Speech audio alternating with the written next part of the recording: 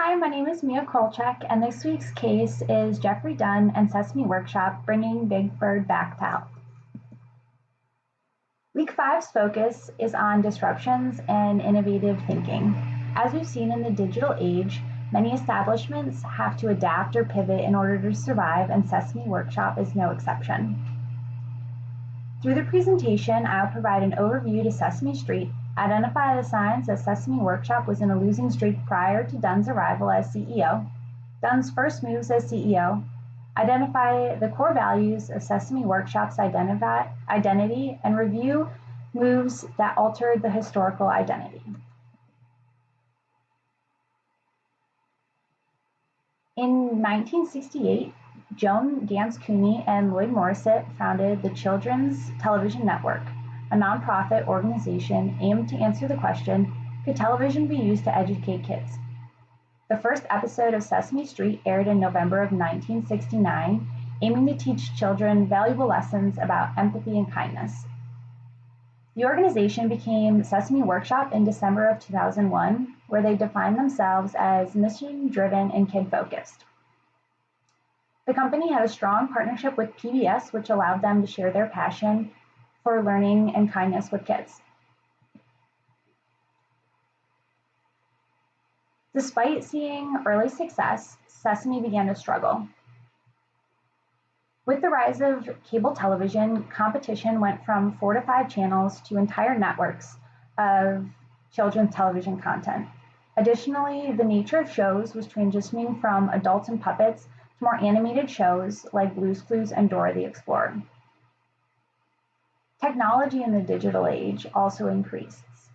Households moved away from cable television and were more interested in internet offerings and streamed content. Smartphones and tablets offered kids entertainment beyond just TV, and PBS was struggling to keep up.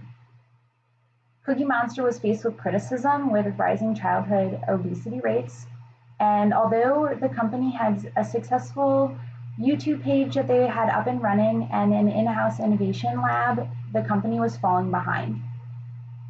In terms of licensing and interactivity with their products, in 2016, licensing brought in about $30 million. However, it had lost about 70% of its DVD and 50% of its overall licensing revenues since 2006.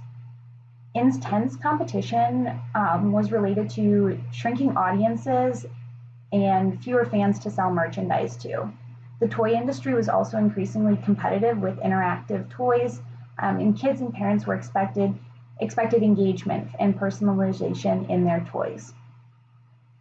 Internally, the company was struggling. There was conflict over where to turn the brand, and the company was facing extreme financial stressors. Production costs outpaced revenues. PBS covered less than 10% of Sesame Street's costs. By 2013, the company had about $15 to $18 million in deficits from the show alone, and the company was facing a lot of criticism for their hour-long format. Revenue continued to decline in 2012, operating losses, and management reacted with cutting costs and extreme staff reductions. Employees were operating within their own silos, which was leaving staff really disengaged, and because they felt the operations were inefficient and stale. They were worried about the company's vision and feared that the company lacked the skills and vision in order to move forward in a digital world, and that creativity was stuck in time. Although they were talented, a lot of people were comfortable with what was happening in the organization and not looking to expand.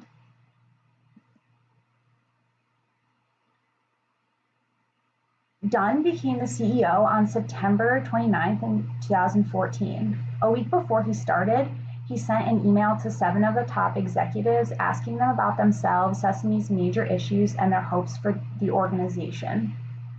In his first week, he was gathering information about the organization and its top leaders and was opening lines of communication with Sesame's staff during his first week in charge. Both efforts were successful in helping him adjust to the company and evaluate the corporation's strengths and weaknesses. Dunn brought in several new leaders from the for-profit world, which were his trusted allies. And he also filled roles with talent from in Sesame internally. His team was referred to as the turnaround team. As leadership changed, some people were unsure about the direction of the company, and a few people ended up walking away. However, as people grasped Dunn's larger plans, more things started to fall into place. And in 2015, Dunn also reorganized Sesame into two broad business units with the goal to end the functional silos, where the CEO was a referee. This was successful because in 2013, 67% of employees felt informed, compared to the 90% in 2015. Dunn took action quickly and began to address major challenges and struggles soon after starting, including renegotiating broadcasting rights, cultural changes, digital changes, increased brand awareness, and philanthropy. They all were met with varying degrees of success, with broadcasting rights being the most successful, and philanthropy seeing no real change. Much of the internal apprehension toward Dunn's actions were from uneasiness about what would happen to the identity of Sesame Workshop. Dunn and Durkich define identity as what organizational members believe to be at its central, enduring, and distinctive character, filters and molds an organization's interpretations and actions on an issue. Sesame's original mission was to use the educational power of media to help all children reach their highest potential. The company was a nonprofit focused on educating young children through TV, specifically 60-minute educational shows through PBS. And although the company generated some revenue through licensing, it was not a priority. Additionally, other media initiatives like YouTube and teaching service were accessory pieces to the organization, and not a main focus. The internal structure was strict and traditional, and company segments operated independently and did not collaborate. Dunn's leadership may have saved the company, however, it did alter the company's identity. One major visible change was changing the mission statement to help kids grow smarter, stronger, and kinder. Overall, this was to broaden the vision of the company and inspire creativity beyond just television production. Under his leadership, many actions changed in acquiring resources and reaching beyond their traditional shows. It was successful because it allowed Sesame to expand their limited reach. In an interview with Wall Street Journal, Jeffrey Dunn stated there were two things that make Sesame stand out. One, it's incredibly mission-driven and oriented place. Everybody here believes that we're trying to help kids grow smarter, stronger, and kinder. And then the other was creativity. With the expansion of the mission, the company also expanded beyond PBS and with an agreement with HBO. PBS was failing to provide financially to the company, and a deal with HBO expanded their ability to create new content.